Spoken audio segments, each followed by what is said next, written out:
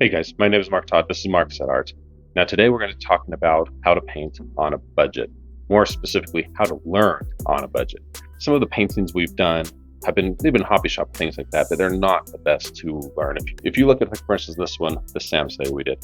This is a hobby shop canvas. It's a level 3 hobby shop canvas, which means it's thick. It's got this heavy wood. It's got the stretch and all, so that it can hold up. This is not going to be the best thing if you're just drawing stick figures at first. Same thing with the one we did by wall. This wall-up study done here. This is also, you can see, real thick. It's got that thick wood. It's got that stretching so that this can hold up and be durable. So if you're doing something for the first time, you'll be like, and you're just, like I say, you're just kind of putting stuff down that you can throw away. Not the best. Hobby shop places, online elsewhere, they do have things like this, where this one is painted on, it's like a cardboard kind of material. It's hard, but it's really inexpensive relatively for what it is. And this is not bad for doing things inexpensively, or if you're moving up a little bit more. Still not the best if you're doing something where you just need, like, throw it away. If we're doing things we're just going to use it and toss it, then I recommend something more like this. So this is canvas paper, and canvas paper is a canvas-esque paper. And you see through here, you can just go through, you can paint on and everything else. I did a painting so you could see kind of how it works, and this is just a really simple anime-esque kind of style painting here. You can see it's just on this paper, but this is in oil, and I'll show you how it's painted at the end. But I used a palette knife on this and all sorts of different techniques, and it can hold up to it. But you could just 3-hole punch this, you could put in a binder if you want to hold on to it, you could just chuck it in the garbage, you can do whatever you want, but it's a relatively inexpensive way to learn how to paint and to practice. There's different things you can do as well. Obviously having models, things like that's expensive, so I recommend just getting pictures from online. In this one, as an expensive way to go about it, I actually just made a quick generic anime style prompt on an AI. A lot of artists out there are like, never use AI, never use AI, never use AI.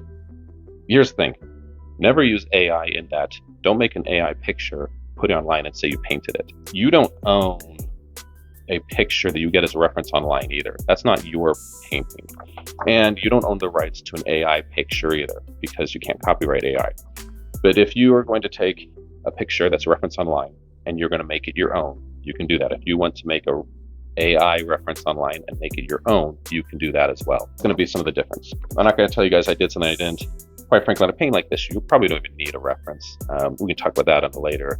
Just kind of want to dispel some of that, because yes, making pictures on AI is not doing artwork, but it does help to kind of help creative juices and things like that, give you some different eye options, just like any other kind of reference does. But it's when it's used as a reference. For the most part, a pretty careful person when I paint, so I actually let this be free. I put it on something because it doesn't have the borders and everything. You could even get something like this and put it down. Now, if you're real aggressive and you're going at this like a cave troll goes after Frodo, you might want to tape it down, okay, if you're just like really jabbing at it and everything. I don't use that kind of technique a lot. Quite frankly, most painting I do, I would feel comfortable if I was in a suit and that wasn't going to get on me.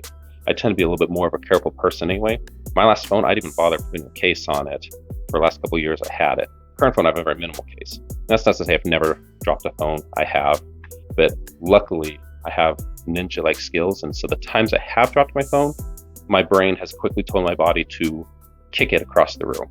So I'm not saying I don't ever make mistakes or do things like that, but you want to kind of go off of your personality. So if you want to move it around on something, you could leave it free.